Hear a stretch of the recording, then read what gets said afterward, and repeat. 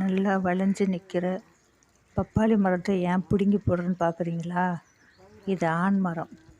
வெறும் பூ பூத்து அழகு மட்டுமே காட்டக்கூடிய ஆண் மரம். ஒரு பிரயோஜனம் இல்லாத, காய்க்காது, எதுக்கும் பிரயோஜனம் இல்லாதது.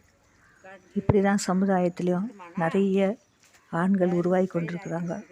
ஒரு பிரயோஜனம் இல்லாமல் கவர்ச்சியை மாத்திரம் காமிச்சு பெண்களை ஏமாற்றி அவர்களை படுகொலை செய்யறது, அவங்களுடைய சொத்தெல்லாம் அனுபவிக்கிறது, இப்படி பல விஷயங்களில் ஆண்கள் தங்களை ஈடுபடுத்துகிறாங்க.